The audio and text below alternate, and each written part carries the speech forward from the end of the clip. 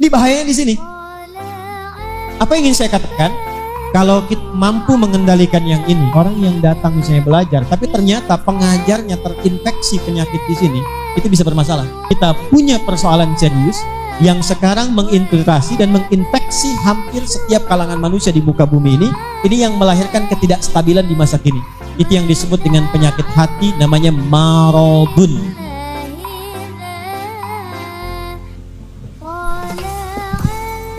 Kenanya ke kolbun. Jadi kalau ini kenanya ke kepala, ke telinga, ke mata, ke kaki. Kalau ini langsung ke hati yang paling dalam, ke kolbun. Penyakitnya disebut maradun. Al-Baqarah ayat 10, fi qulubihim marad. Iri. Pernah dengar iri hati? Maaf, pernah dengar iri mata? Tidak ya? Pernah dengar iri akal? Tidak ya? Pernah dengar iri hati? Berarti penyakit iri hanya ada di kalbu. Dendam, dengki, ria. Pertanyaan saya, ada poli gigi di rumah sakit? Ada poli mata? Ada poli jantung? Ada enggak poli ria? Baik. Poli iri, poli dendam, poli dengki. Padahal, maaf, kalau orang sakit kepala, sakit fisik, sakit tangan, ya, yang tertekan hanya bagian fisikalnya saja. Tapi kalau sudah kena yang ini semua kena, Pak. Ada orang iri hati, karena kena iri dia nggak bisa makan. Pusing saya, yang pusing kepalanya. Kenapa Anda pusing? Itu kawan saya tiap hari ganti handphone. Yang ganti handphone temannya, yang pusing dia tuh. Ini bahayanya di sini.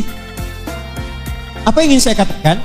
Kalau kita mampu mengendalikan yang ini, Pak, ini ada di sini kita ada calon-calon bidan, calon perawat, calon macam-macam ilmu kesehatan. Anda bisa bayangkan nggak? Orang yang datang misalnya belajar, tapi ternyata pengajarnya terinfeksi penyakit di sini, itu bisa bermasalah.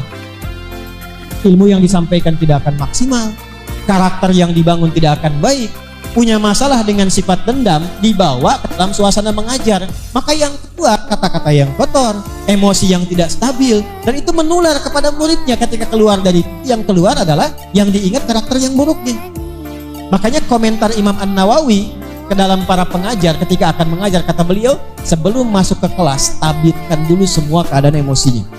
Jangan sampai mewariskan latar belakang emosional yang tidak baik sehingga menularkan karakteristik yang buruk kepada muridnya, karena itu yang akan dikenang. Profesor yang hebat sekalipun tapi pemarah, ketika keluar yang dibincangkan oleh muridnya sifat marahnya, bukan ilmunya. Maka ingin saya katakan, Ibnu Sina sangat concern dengan urusan yang ini sebelum masuk ke sini. Maka beliau mengarang satu kitab khusus untuk bisa memberikan inspirasi bagaimana menstabilkan keadaan jiwa yang sehat, yang bisa berdampak pada sehatnya akal, pengetahuan, sampai kesehatnya fisik. Maka obat bagi penyakit hati, kesehatannya di Quran disebut dengan syifa, namanya asy-syifa. Itu yang ayatnya dibacakan oleh Qori kita tadi, Quran surah 17 di ayat yang ke-82. Wa nunazzilu minal Qur'ani ma huwa syifaa'un wa rahmatun lil mu'minin. Maka Ibnu Sina menulis kitab dinamakan dengan kitab Asy-Syifa. Kalau Bapak Ibu ngaji kitab Asy-Syifa ini ada 3 jilid. Kalau kita selekta kedokteran, Canon Fitib, ya, the Canon of Medicine itu langsung ke fisikal. Yang obat, yang sumber, yang ini. Tapi kalau Asy-Syifa itu membedah tubuh kita dulu dengan 3 pendekatan ini. Di rohnya bagaimana, emanasinya seperti apa, jalurnya kemana. Jadi kalau psikolog itu misalnya memberikan solusi ketika muncul perilaku, tapi kalau ini ilmu nafsi memberikan solusi sebelum jadi perilaku. Di mana ditemukan semua itu? Wa nunazzilu minal Qur'an. Gak akan ditemukan kecuali dari Al-Quran. Makanya saya ingin memberikan satu referensi. Mohon maaf bukan langsung mengajari, tapi berbagi saja. Kalau kita ingin mengadakan satu kuantum dalam lompatan pengetahuan, kestabilan dalam kesehatan, apalagi ini lintas paletehan, maka kami mengusulkan